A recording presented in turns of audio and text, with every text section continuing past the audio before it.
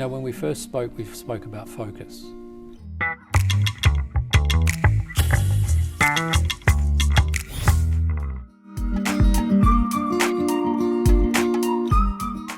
Darren, thank you. This is the second time I've had you back. It was about this time last year, I think. I guess it was about this time. Close to. A It little bit sure was. later. Yes. That we got together and you told us your life story and you went through about being a biker and loving to be a winner and learning to compete and everything and having a German mother and an Irish father. You remember well. You know, one had the whip and the other one was just as calm with everything and said, it was like water off a duck's back with him. Nothing's changed. Nothing's changed. Did you get back for his birthday? Because I have not. No, still not. So he's 81 now and he didn't get to have a birthday celebration with us? We're going next year. Okay. We're going next year. Wow. That's the plan. Is that right? What stopped you from going this year? Just the busyness of the club? And also being at the club, you know, and we were coming out of that sort of last part of the, what was it, 6th or 7th wave here in Japan. So I didn't think it was right to go at the time, and another year goes by. But anyway, the good thing is now we've got something to look forward to next year, and the family's very happy we're going to be able to finally get home. It'll be 6 and a bit years by then. 6 and a bit since you've been down. Yeah, it's a long time. Goodness. Long time. It is hard. But I'm sure you've done a lot of video chats. We do. Yeah, we do. You have to. Isn't that something with the technology you have today? Correct. That's so wonderful. you won't look any different when they see you, and That's they won't look any different either. Well, they'll have to pick me up from the airport because they'll know what I look like. But had it been not for this technology, there's a chance they may not remember, recognize you. Very true. Yeah. So last year we did talk about something. You had some predictions. They weren't really predictions, they were some hopes. Yes. And some aspirations about what you'd like to see happen at the club. And I believe some of them had to do with getting it to the state of more socialism, being a little more social in the club. People looking at each other and saying hello, even if they don't know each other. Right. Old friends meeting and people generally meeting new people. Yes. Where are we? We're getting there. We're getting there. We've still got, we've still got things to do, but I think, again, when we think about where we were this time last year versus where we are today, we now do regular. One of our key events is the first Fridays, so they're back. We had our last one last week. We had over 250 odd people. That's the second one so far, isn't it? Or That's was that probably the the third. The probably third the one, third right? one we've done. Yeah. Right. But wait, first of all, let's set the stage as to the worst time. Yes. We had. I still remember these things. We had the plastic up in all of our eating menus. Correct. And no holes in them. There was no vents in the bottom. Right. It was solid plastic. Yes. So you had to do this or hope that you could get your voice to bounce off the ceiling and come down to them. Yeah. Every masks were required for everyone. Yes. There were no guests. What else? We were on limited operational hours because of the government, so we had to, we could only sell, on some parts we couldn't sell alcohol, or at the most was to 8 p.m. So all of those restrictions have now been lifted, which is fantastic. And in fact, we have very few restrictions. I mean, you mentioned the mask, right? I mean, that was a massive turning point for the club.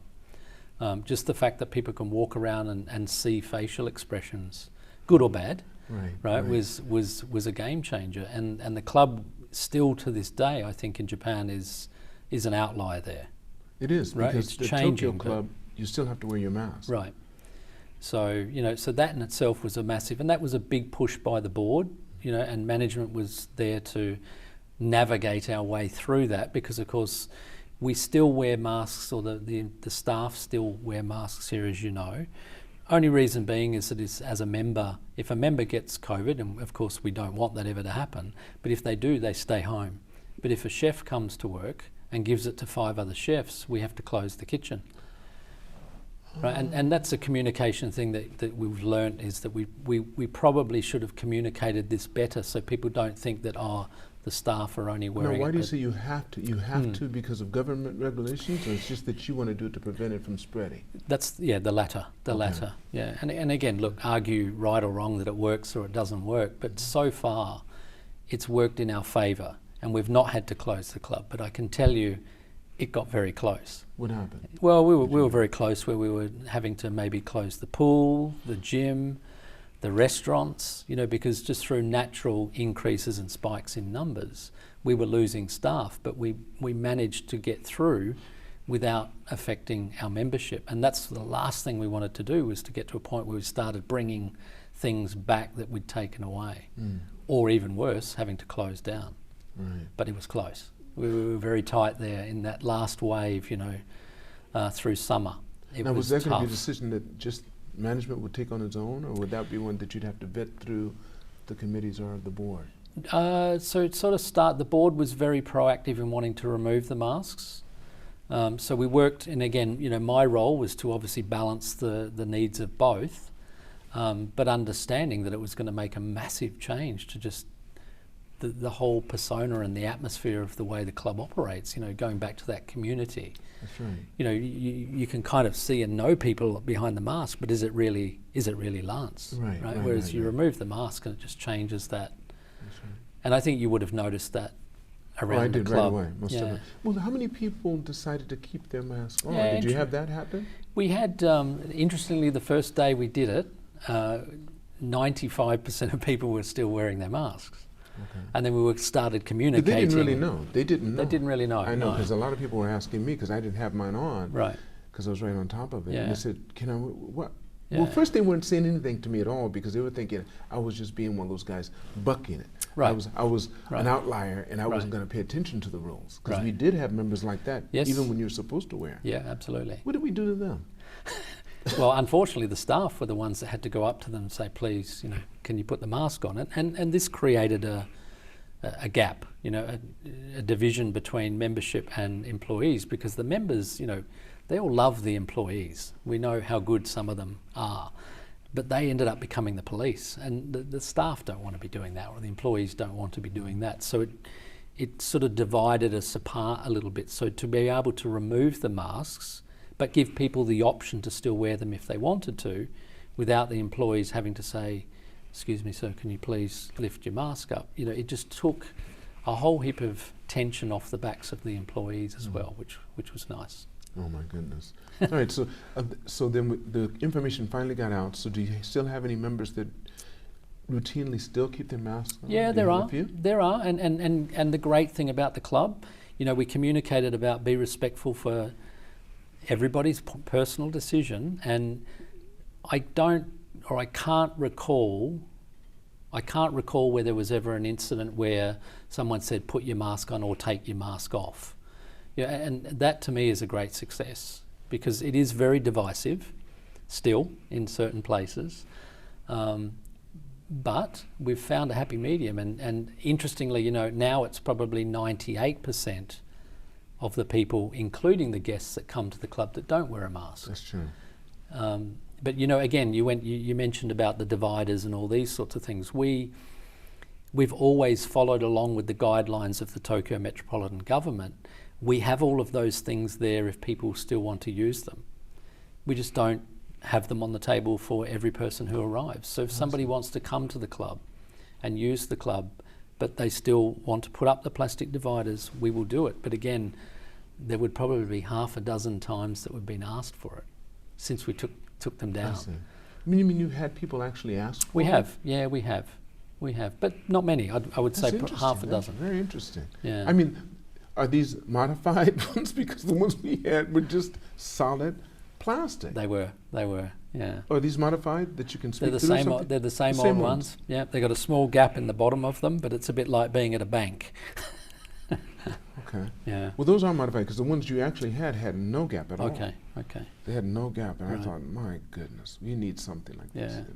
Anyway, so what's going on otherwise? So what about your daily routine here at the club, and if you want to speak about outside the club too? Sure. Yeah. So, well, it was a big step, right, for me when I first joined the club. It was something very different to what I'd come from, but similar. A year down the track, I've learnt a lot more about the politics of the club and how that works, and which buttons to push and which buttons to stay well away of or well away from. But when I look look back, and we're going through performance appraisals and all these sorts of things being the end of the year, and that's great to sit back and actually reflect on what we have achieved, because I think in a lot of cases we've achieved a lot. Okay, such as, let's go over some of those things. If you look at some of the key indicators, I guess if you look at, for example, our members survey improved, our net promoter score has improved. Now I want to jump on you about this, the members survey. I've had, myself included, thought that maybe we should think about writing that over again. Yes. The members survey, because the way it's written, it's hard to get other. if the way it's written is in favor of the club to start off with. Right. That's not a bad thing for the club, but Right. it doesn't give the club all of the information.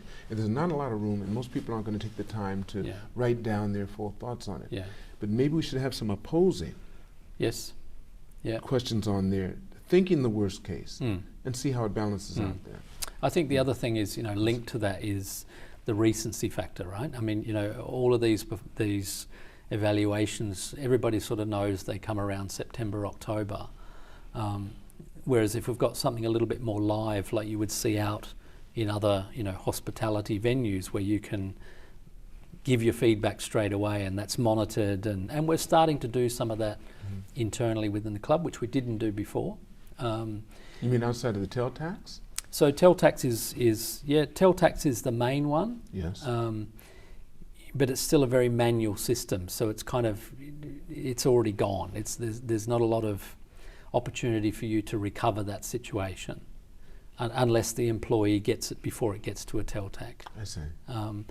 Whereas in hotels now, it's scary. You can kind of say, well, I don't like the sandwich, and it's posted on your Facebook, and next minute somebody's standing next to you saying, well, how can I fix it for you? Right. So there's technology that allows you to do that whilst keeping some privacy to it, which is of course always a delicate point. We used a lot of that information through, and hopefully you've experienced it in the last almost 12 months, where we started making transitional changes with menus across the club. Okay. Not big changes, but we just did tweaks and tunes to try and understand what people were looking for, and using that feedback to actually then go and write our next menus, as opposed to me saying, well, I like hot dogs and hamburgers. Right, so that's got to be on every menu.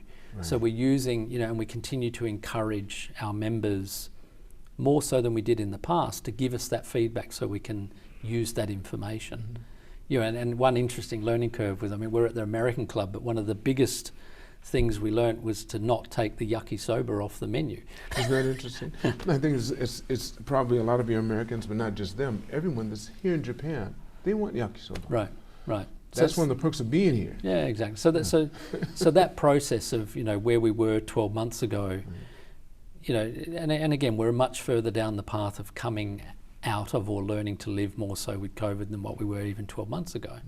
So some of the things that I mentioned to you was about that community spirit. So we've got the first Fridays that are back. Our banquet business is doing relatively well. You walk into any of the outlets, they're generally full. Don't let it be a weekend. Don't let it. Then you have to wait. Yes, correct. Yeah. Right. So again, we're trying to think about how we can speed up that process and not have people waiting. It's difficult when you get hit all at the same time, but again, my role, as I think I mentioned to you, is to try and get people to think outside the square. Not saying that everything in the past didn't work, because it did, but times have changed also, so we need to try and look at how, instead of waiting, on a Saturday or Sunday to get into the outlet, how do we manage that better so that people can come in and go off and do what they need to do, as opposed to sitting in a line waiting for a table in a restaurant. Have the families increased? Families have definitely increased, yeah. With children? 100%. So one of the big, an incredible upkick we saw with members coming back to the club was when we did something as simple as reopen our play area, our outdoor play area. I noticed that over the weekend, that's right. Yes, and literally from the day we opened it, the families came back, and then we've been doing promotions in bowling where you can actually eat and drink in the bowling alley, as opposed to before you could not. And and again, I think there's been a lot of work in the last sort of, certainly since the new board came on, which was then my sort of second month in, there's been a lot more collaboration around, what are the quick wins, what are the tactical stuff that we could work on for this year. And moving forward, hopefully now we can get more into the strategic stuff about where we want to take the club in the next sort of 2, 4, 5, 10 years. That's right. Because the membership, interestingly, the number of visitors and members coming into the club, even though we weren't tracking the numbers, you may remember pre-COVID, we believe they're very similar now to what they were pre-COVID. I think so. So that in itself shows that the people want to use the club and they're coming back to use the club. And one of my key measurements is members spend. So I watch this on a monthly basis, and it is continually increasing, which is a great thing to see, because that's what we want the members to do, is come and spend time at their club. That's right. Yeah. That's right. So, I come here every day basically, but I leave early. Right. So I only see a certain crowd. There's only a certain group that I get to see. But now that I've been doing a lot more of these podcasts here, I've been coming at different times, so I get to see more too. And now that I've also changed my attire, I'm starting to get more responses from the members. It's really interesting. When you put on your shiny armor, people react to you differently. Yes, they do. It's really interesting. I'm not invisible anymore. I was invisible for a while there. Right. It feels different. So what do you see as far as the social aspect of the club? Do you think the members, not outside of First Fridays, are they becoming more social? Are people saying hello to each other? 100%. Do you see any of that? Yeah, 100%. I mean, you walk down the corridors in the club and people are talking to each other. They've stopped, and they're having conversations with each other, or the kids are playing together and the parents are talking. So this stuff, when I first arrived, you just didn't see it. And as I said, I think the world's moved on from where we were 12 months ago in a lot of ways, but we've still got a long way to go, right? We're certainly not finished with it. But yeah, I think I said to you, what I would have liked to have seen is see more people come back to the club and use it as a community. And and again, if you hear people talking about let's get together on the weekend, or let's go go away for a weekend, and when I first arrived here, that wasn't there. So we're getting there, and it's getting better, and I'm certainly seeing a lot more of that community. There certainly is a lot more interest from the members in what's going on in the club. You have a Zumba. I have. Yes.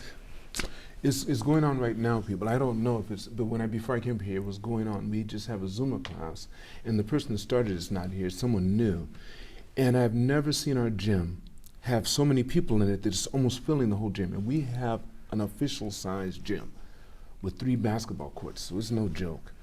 I've never seen that many people. Yeah, so that's great. That's fantastic, right? And you go up to the pool, for example, on weekends, and it's they're arguing over who should be in what lane. It's a good problem to have. They as started opposed, doing that again?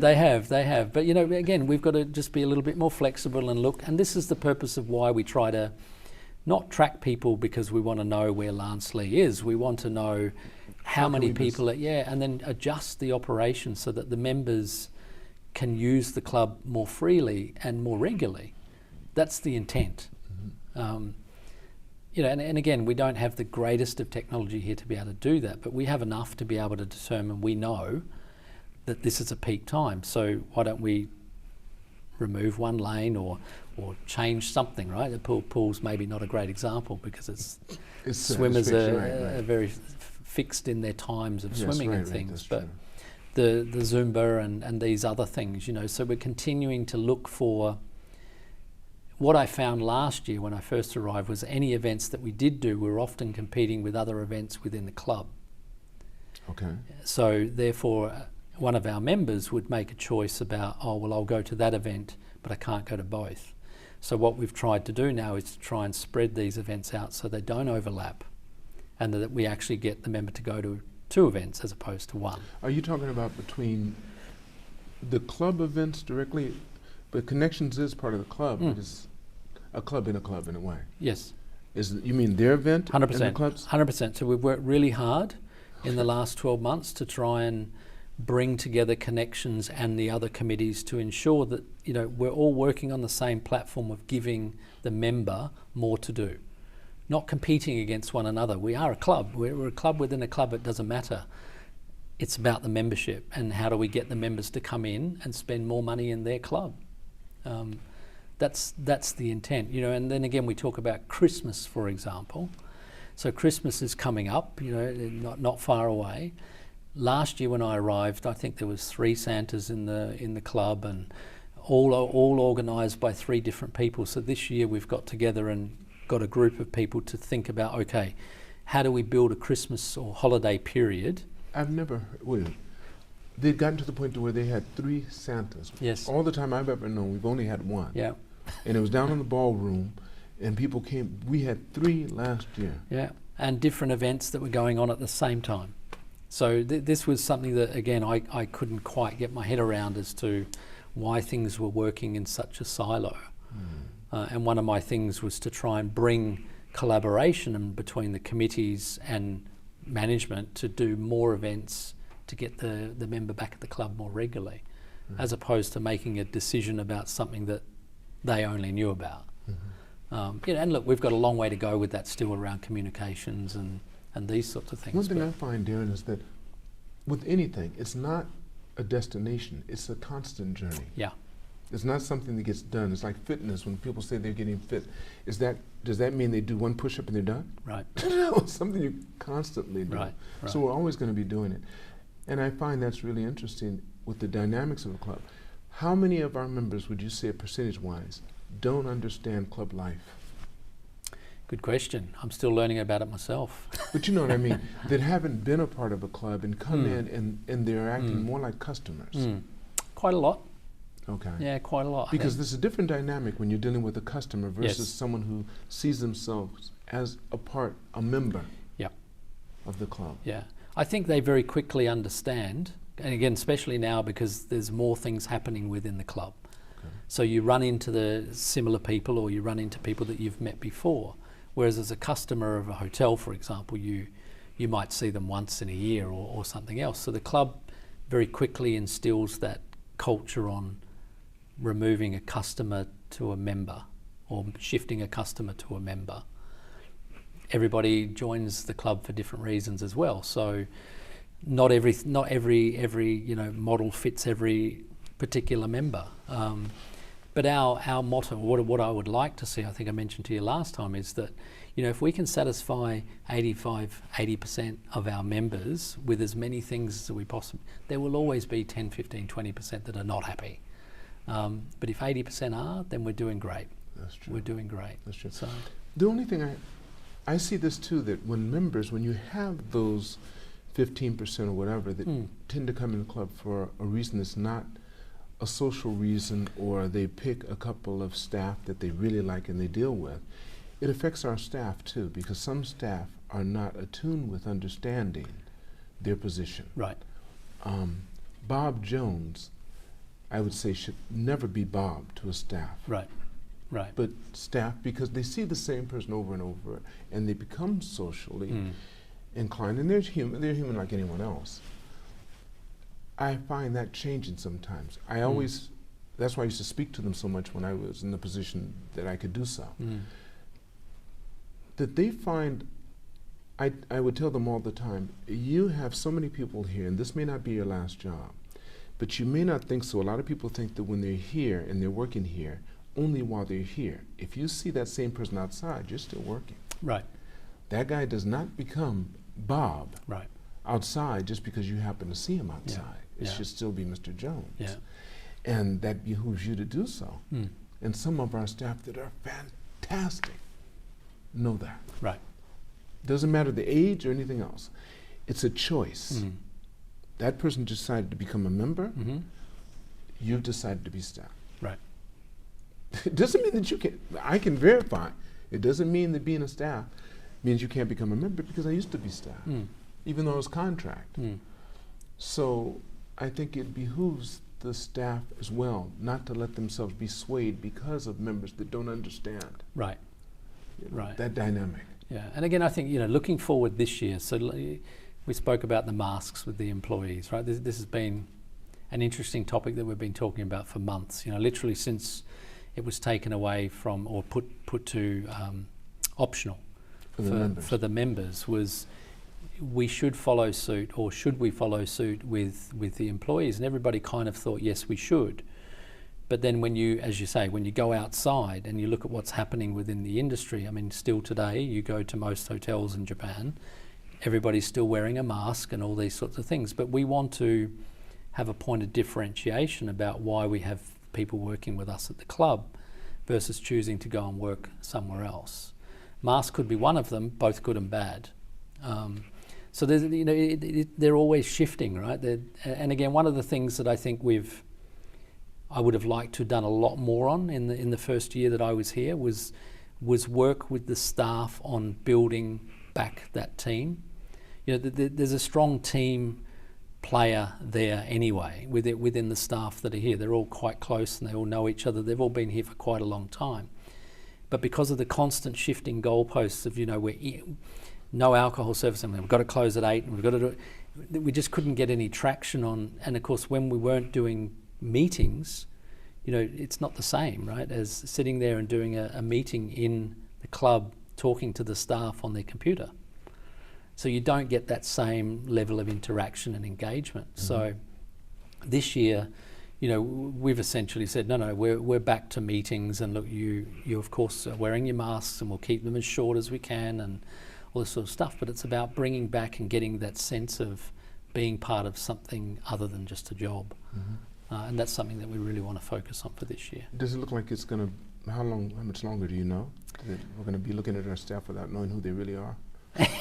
Particularly the new ones who we've never seen. Yeah, correct. No, we're very close. You think so? Yeah, we're very close. Yeah. So we talk about it within the sort of senior management group every week.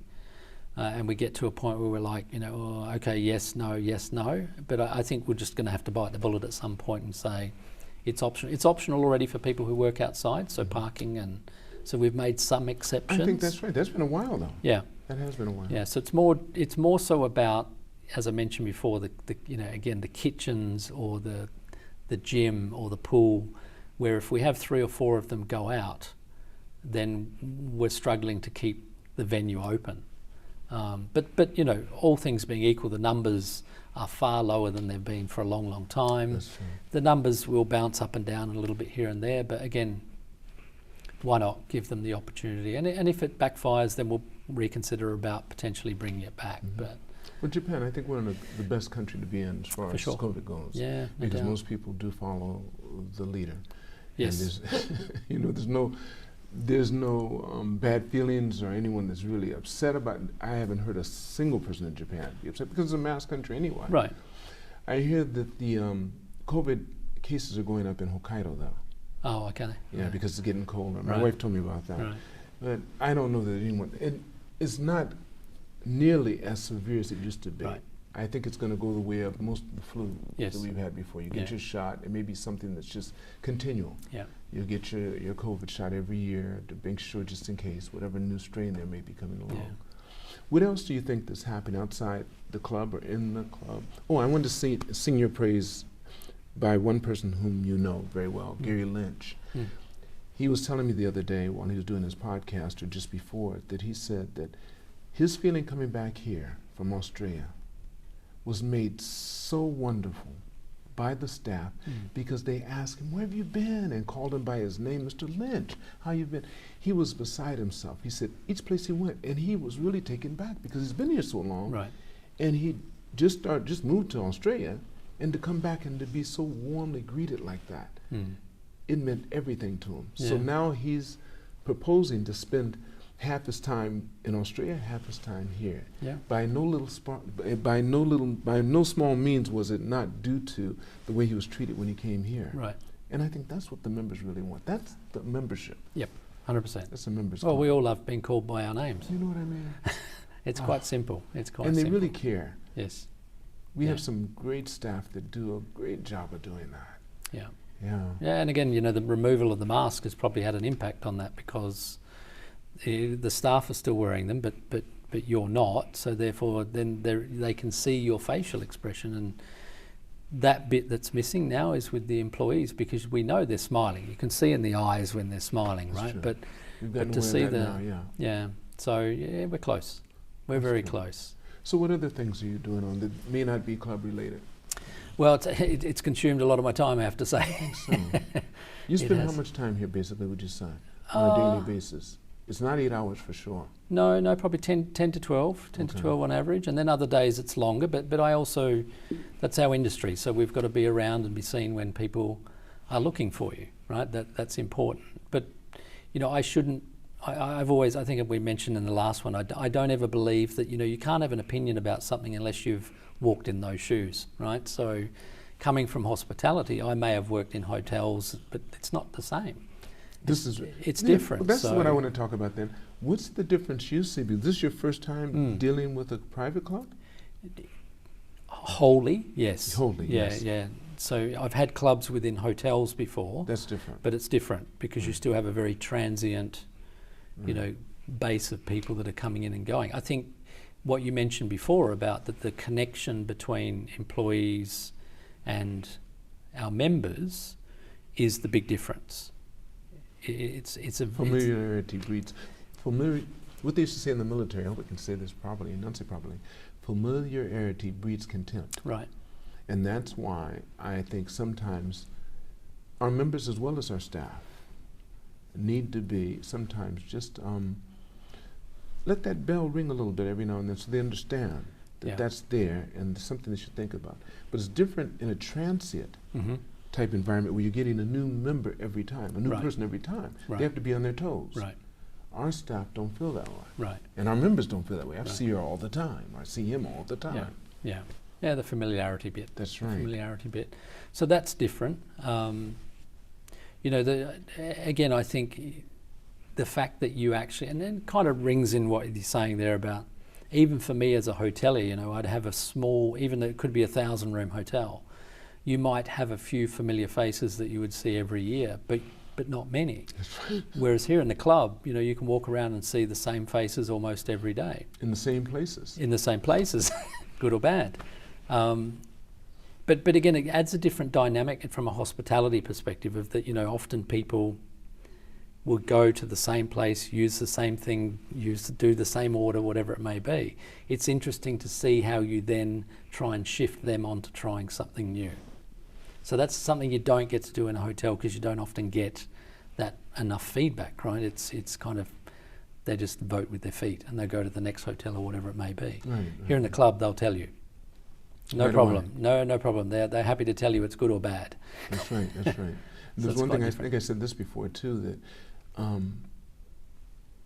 everyone dislikes change when they're not the ones making it. Yeah, very true. Very true. Yeah, and you know, when I came 12 months ago, you know, the menus and things, for no fault of anybody in the past, right? It was just we were trying to get through that horrible period, which was the worst of COVID. We dumbed down or shortened our menus. We, you know, all sorts of different things that we had to do for that period of time. Interesting, and there was a lot of comments about, you know, the menus, there's not enough variety, there's not this, there's not that. As soon as you change it, what? Bring back the old menu. It's like, well, hang on. So it's also a learning experience, you know, and again, the big bit for, I think, the employees is that, you know, they were also part of that journey, and the journey pre-COVID was very different to what it's going to look like post-COVID, I believe. You know, it's already changed, most definitely. And it needs to continue to change, which means that we also need to speed up the way we change and how we implement, accept, sell, market the change that we do within the club. Of course, we'll have certain things that won't change, but we need to just continue to, you know, play with things and look for things that work and leave them as they are when they work, but just peripherally continue to look for things to keep people interested. I think one of the things that's really obvious that has changed, the fact that people can work from home. Right. And this has become many of our members' second home. Yes. They come here right away and just to spend their time here to work. Yes. Whereas I would go as far as to say it's tripled compared to what it was before COVID. Yeah, well, I don't know what it looked like before, but I certainly know since you know, the sort of easing of restrictions, right, we're seeing more and more people coming and looking for places to sit and do their work at the club. So whether they're choosing to work from home or work remotely or a bit of a mix of both, we're certainly seeing more people come and use the club. That's right. For That's those something purposes. needs to be taken a look at too, because that means more stuff might have to be open for that. We're just shifting. Right. Everything changes. Yeah, we just keep shifting and Right. adjusting, and then look for where it sort of fits best at that 80% satisfaction. Right, and, exactly. and some won't like it, and some, will think it's the best thing. We should have done it 20 years ago. Right, of course. It took you so long. Correct. That's Correct. right. Yeah. So where do you see us going from here? Yeah. Well. I mean, we've done. I mean, you're still working on what you said you were working on before, because it's not going to happen overnight. A year's not enough time, but it got you somewhat acclimated to what this club is like. Yes. A whole different environment. Yeah. True. I think when we first spoke, we spoke about focus. And that was a big thing for me, and I've struggled a little in the last year to be focused. It was difficult. What made it difficult for you? Just there's a lot of moving pieces within the club, and a lot of opinions, and a lot of, I guess, agendas as to what people want to see happen at what particular time. So I backed off a little, which is not like me. I think, when we first spoke was about being very determined and very focused, and this is what I want to achieve. I think this year I need to be more of that, and find my own me, or my old me, I should say. And again, you mentioned the word journey. I love this word journey, about continuing to move the club along the journey, but also bring the employees on a journey that I've not experienced before. Around constant change and finding new ways to do things, new things that we can try, and if they fail, who cares, right? We move on. But we were, and I don't think it's unique to the club. A lot of businesses got into a very defensive survival mode, and I think we in the club have proved that if we take the risk and take a chance, masks are a great example, right? We thought, we'll get all this backlash about people saying, no, it's not accept. But no, people just got on with it. And again, our ultimate goal is to ensure that we get that community, a sense of community back in the club, where people are here and they're spending time with their friends, their families, and we're giving them what it is that they're looking for 80% of the time. That's the big focus, and again, the focus is more around strategy, I think, this year, as opposed to last year. Myself, the team, the employees, a new board, there was a lot around tactical. When does the new board start? So our AGM actually is in November, so it's only a week away as we speak today. Is it on the 15th? Yeah, Tuesday the 15th, so tomorrow week. That's right. We'll find out who the new governor representative is. Yeah. Let's make it clear that that's what they are. Yeah. So, but I think if there's not too much disruption, there will be some change within some of the board, because some are terming out and there's some new people coming in. But I think there's it's not great. I would say it's good alignment between the board and management. And what I would like to see is continue to work closely with the board on the direction and the strategy of where we want the club to be, and then step back a little and let management actually execute it and do what we're supposed to do. I see. As opposed to getting into the nitty-gritty day-to-day stuff. And we've got enough talented people here that can do the job. We just need to maybe let the leash out a little and let them experiment and realise that making mistakes is okay. Or trying new stuff is also okay. That's true. I think with the caveat of them understanding that that we have members that are here all the time, it's on the staff's side. Right. They have to stay professional. Right. Just because I say, it's okay, call me Lance. Don't do it. Right. That type of thing. Right. Because I think that, not just that alone, but things like that. And knowing when to back down and how far you should go with certain things, because the club's set up that way. Right. That's why we have the house committee. That's why we have the board. Yeah. So let them take the bullet. You can mention it, but the final blow comes from the board.